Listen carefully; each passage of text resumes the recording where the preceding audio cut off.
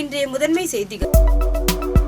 புதுச்சேரியில் விஷவாயு தாக்கி பெண்கள் உயிரிழந்த பகுதியில் மேலும் ஒரு பெண் மயக்கமடைந்து சிகிச்சை பெற்று வரும் நிலையில் 2 நாட்கள் கழித்து பாதாள சாக்கடையை சுத்தம் செய்யும் பணி மேற்கொண்ட அதிகாரிகளிடம் அப்பகுதி மக்கள் கடும் வாக்குவாதத்தில் ஈடுபட்டதால் பரபரப்பு ஏற்பட்டது.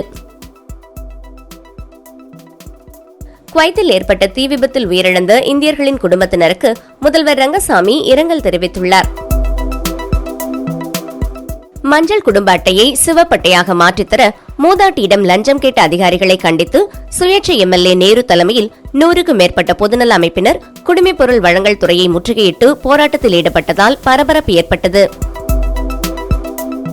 செய்திகள் தொடர்கின்றன.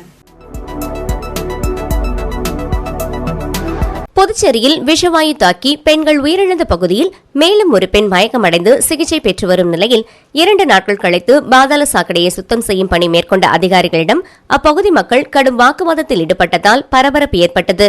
புதுச்சேரி ரெட்டியார்பாளையம் புதுநகர் பகுதியில் நேற்று முன்தினம் விஷவாயு தாக்கி பெண்கள் உயிரிழந்த சம்பவம் புதுச்சேரியில் பெரும் அதிர்வலையை ஏற்படுத்தியது. இந்த நிலையில் இன்று அதிகாலை அப்பகுதியைச் சேர்ந்த புஷ்பராணி என்ற பெண் மயக்கமடைந்து மருத்துவமனையில் அனுமதிக்கப்பட்டுள்ளார். இதனிடையே 2 நாட்கள் கழித்து பொதுப்பணித்துறை மற்றும் நகராட்சித்துறை சார்பில் கழிவுநீர் குழாய்கள் சரி செய்யும் பணி துவங்கியது. கடந்த 2 நாட்களாக என் பணிகள் துவங்கவில்லை என்று அப்பகுதி மக்கள் தொகுதி சுயேட்சை எம்எல்ஏ சிவசங்கரன் மற்றும் அதிகாரிகளை முற்றுகையிட்டு கடும் வாக்குவாதத்தில் ஈடுபட்டதால் பரபரப்பு நிலவியது. இன்றைக்குள் அனைத்து கழிவுநீர் குழாய்களும் சரி செய்யப்படும் என அதிகாரிகள் உறுதியளித்து பணியை மேற்கொண்டு வருகின்றனர்.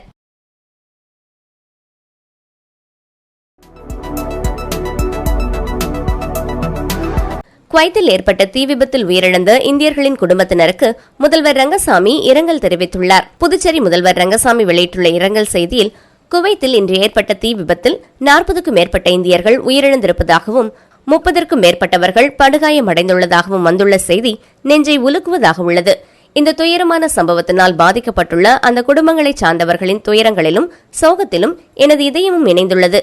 இந்த தருணத்தில் குவைத்தில் பாதிக்கப்பட்டவர்களுக்கும் இந்தியாவில் உள்ள அவர்களது குடும்பத்தினர் அனைவருக்கும் உதவிடும் வகையில் துரித நடவடிக்கையில் ஈடுபட்டுள்ள மத்திய அரசின் பணி பாராட்டத்தக்கது.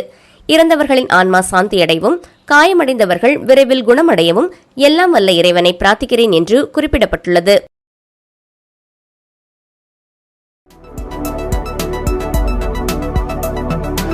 மஞ்சள் குடும்ப அட்டையை சிவப்பட்டையாக மாற்றித்தர மூதாட்டியிடம் லஞ்சம் கேட்ட அதிகாரிகளை கண்டித்து சுயேட்சை எம்எல்ஏ நேரு தலைமையில் 100க்கும் மேற்பட்ட பொதுநல அமைப்பினர் குடிமைப் பொருள் வழங்கல் துறையை முற்றுகையிட்டு போராட்டத்தில் ஈடுபட்டதால் பரபரப்பு ஏற்பட்டது. புதுச்சேரி லாஸ்பேட்டையைச் சேர்ந்த மூதாட்டி தனது மஞ்சள் குடும்ப அட்டையை சிவப்பட்டையாக மாற்றக் கோரி குடிமைப் பொருள் வழங்கல் துறையிடம் கடந்த 6 மாதத்திற்கு முன்பு விண்ணப்பித்திருந்தார். இதற்கு அங்கிருந்த அதிகாரிகள் மற்றும் ஊழியர்கள் லஞ்சம் கேட்டதாக கூறப்படுகிறது.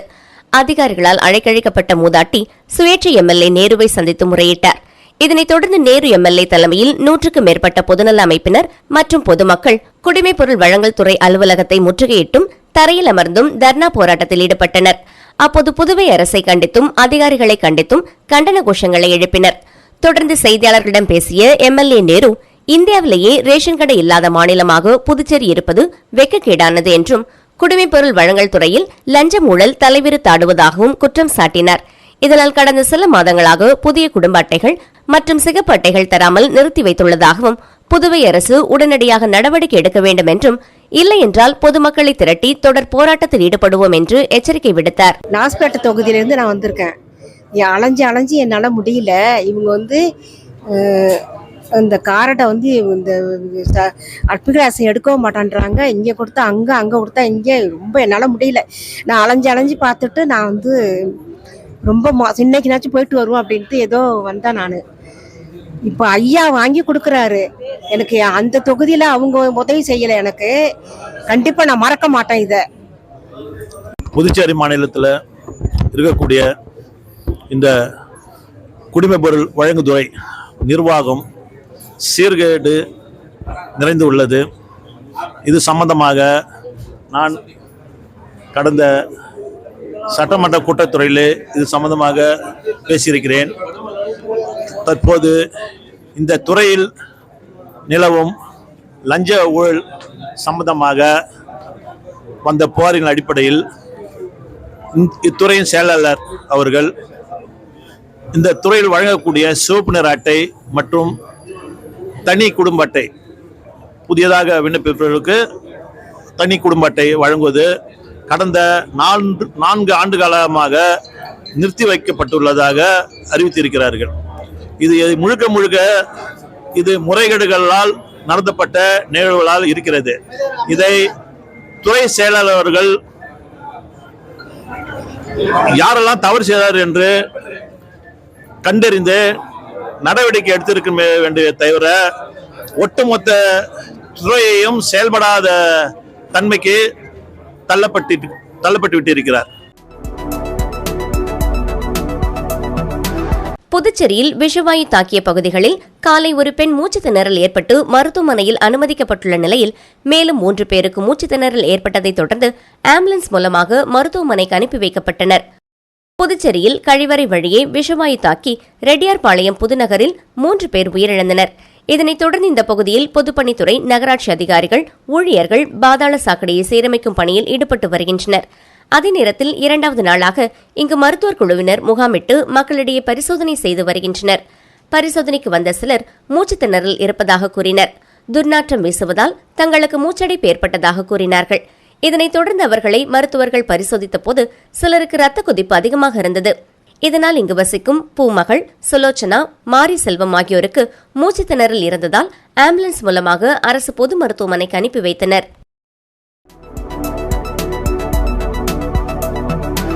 புதுச்சேரியில் சட்டம் ஒழுங்கு, போதைப்பொருள் தடுப்பு, போக்குவரத்து தொடர்பாக அமைச்சர் நமச்சிவாயம் தலைமையில் காவல்துறை அதிகாரிகளுடனான ஆலோசனைக் கூட்டம் நடைபெற்றது. புதுச்சேரியில் சட்டம் ஒழுங்கு, போக்குவரத்து, போதைப்பொருள் தடுப்பு நடவடிக்கைகள் தொடர்பாக காவல்துறை அதிகாரிகளுடன் உள்துறை அமைச்சர் நமச்சிவாயம் ஆலோசனை மேற்கொண்டார். சட்டப்பேரவையில் உள்ள அவரது அலுவலகத்தில் நடைபெற்ற கூட்டத்தில் காவல்துறை உயர் அதிகாரிகள் பங்கேற்றனர். கூட்டத்தில் புதுச்சேரியில் பள்ளிகள் திறந்துள்ள நிலையில் போக்குவரத்து நெரிசல் உள்ள சாலைகளில் கூடுதல் போலீசாரை பணியில் ஈடுபடுத்த வேண்டும், போதைப்பொருள் தடுப்பு நடவடிக்கைகளை தீவிரப்படுத்த வேண்டும் மற்றும் குற்றவாளிகளை கண்காணிக்க வேண்டும் உட்பட பல்வேறு நடவடிக்கைகளை மேற்கொள்ள வேண்டும் என அமைச்சர் நமச்சிவாயம் அறிவுறுத்தினார்.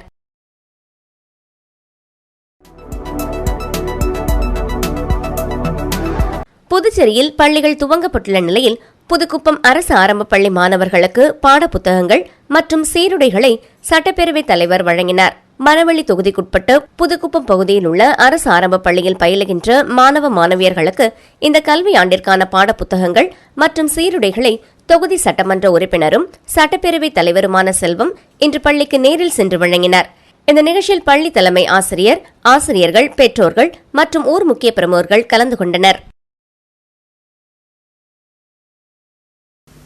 விளம்பர இடைவெளிக்கு பிறகு மற்ற செய்திகளை காணலாம்.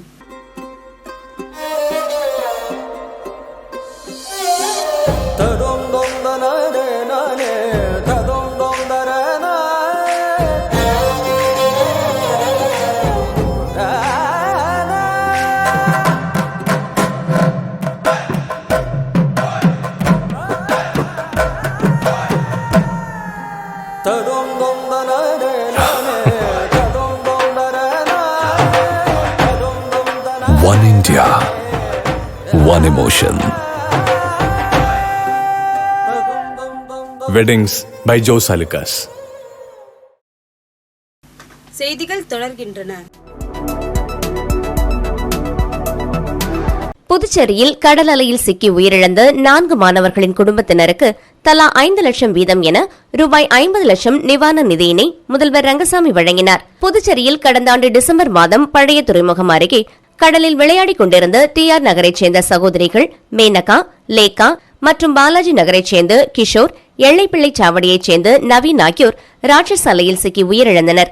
இதனைத் தொடர்ந்து உயிரிழந்தவர்களின் குடும்பத்தினருக்கு கருணைத் தொகை வழங்கும் நிகழ்ச்சி முதல்வர் அலுவலகத்தில் இன்று நடைபெற்றது. உயிரிழந்தவர்களின் குடும்பங்களுக்கு தலா 5 லட்சம் வீதம் என ரூபாய் 20 லட்சம் அளவிலான கருணைத் தொகையை உயிரிழந்தவர்களின் குடும்பத்திற்கு முதல்வர் ரங்கசாமி வழங்கினார்.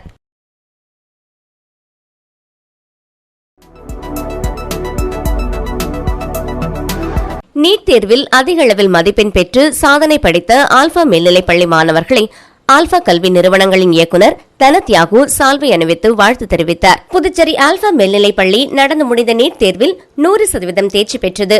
25க்கும் மேற்பட்ட மாணவர்கள் மருத்துவ படிப்பில் சேரும் வாய்ப்பு பெற்றுள்ளனர். இதனைத் தொடர்ந்து நீட் தேர்வில் சாதனை படைத்த மாணவ மாணவிகளுக்கு பாராட்டு விழா பள்ளி வளாகத்தில் நடைபெற்றது.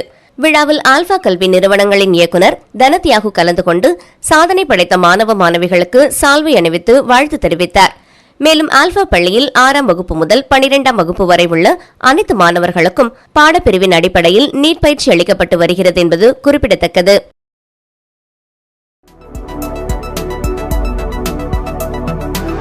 புதுச்சேரியில் கிரிக்கெட் விளையாடிக் கொண்டிருந்த போது பட்டதாரி இளைஞர் மயங்கி விழுந்து உயிரிழந்த சம்பவம் சோகத்தை ஏற்படுத்தியுள்ளது. புதுச்சேரி பாக்கமுடியான்பேட் முல்லை நகரைச் சேர்ந்தவர்கள் ஹரிஹரன், ராதிகா தம்பதியர். இவர்களது மகன் கிஷோர்.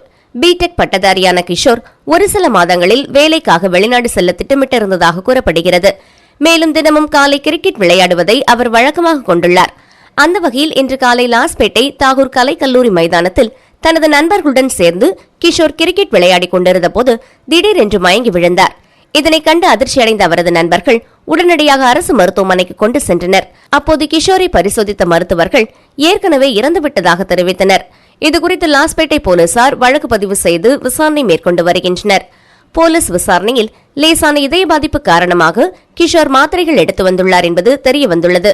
கிரிக்கெட் விளையாடும் போது பட்டதாரி இளைஞர் மயங்கி விழுந்து உயிரிழந்த சம்பவம் அப்பகுதியில் சோகத்தை ஏற்படுத்தியுள்ளது.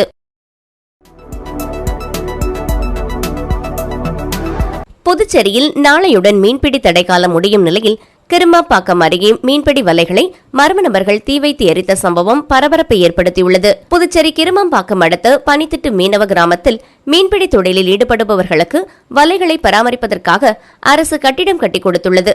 இதில் பலர் தங்களது மீன்பிடி வலைகளை வைத்து பராமரித்தும் பாதுகாத்தும் வருகின்றனர். இந்த நிலையில் நேற்று நள்ளிரவில் சமுதாய நலக்கூடத்தில் திடீரென தீப்பிடித்து வலைகள் மற்றும் கட்டிடங்கள் தீக்கிரையானது. தகவல் அறிந்தவுடன் பாகூர் தீயணைப்பு நிலைய வீரர்கள் சம்பவ இடத்திற்கு விரைந்து வந்து தீயை போராடி அணைத்தனர். இதில் வலைகள் மற்றும் கட்டிடங்கள் என பல லட்சம் மதிப்பிலான பொருட்கள் தீயில் இருந்து நாசமானது. புதுச்சேரியில் மீன்பிடி தடைக்காலம் நாளையுடன் முடியும் நிலையில் வலைகளுக்கு மர்ம நபர்கள் தீ வைத்த சம்பவம் அப்பகுதியில் பரபரப்பை ஏற்படுத்தியுள்ளது. மேலும் இந்த சம்பவம் தொடர்பாக கிருமாம்பாக்கம் போலீசார் வழக்கு பதிவு செய்து விசாரணை மேற்கொண்டு வருகின்றனர்.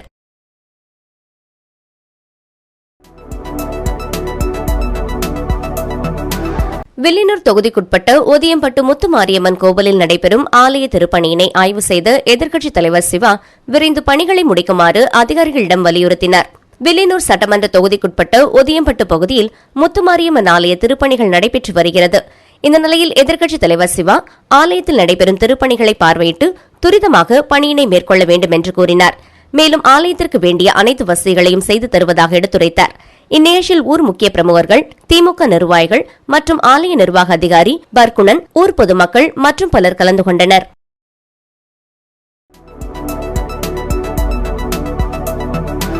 கோடை வெயில் முடிந்ததால் புதுச்சேரியில் உள்ள அனைத்து பள்ளிகளும் திறக்கப்பட்டது. புதுச்சேரி லாஸ்பேட்டை கிழக்கு கடற்கரை சாலையில் அமைந்துள்ள புதுவை பப்ளிக் பள்ளியில் மாணவ மாணவியர் மிகுந்த உற்சாகத்துடன் பள்ளிக்கு வருகை புரிந்தனர்.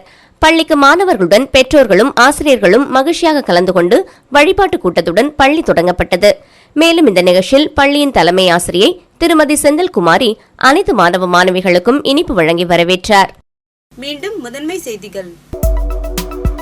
புதுச்சேரியில் விஷவாயு தாக்கி பெண்கள் உயிரிழந்த பகுதியில் மேலும் ஒரு பெண் மயக்கமடைந்து சிகிச்சை பெற்று வரும் நிலையில் 2 நாட்கள் கழித்து பாதாள சாக்கடையை சுத்தம் செய்யும் பணி மேற்கொண்ட அதிகாரிகளிடம் அப்பகுதி மக்கள் கடும் வாக்குவாதத்தில் ஈடுபட்டதால் பரபரப்பு ஏற்பட்டது.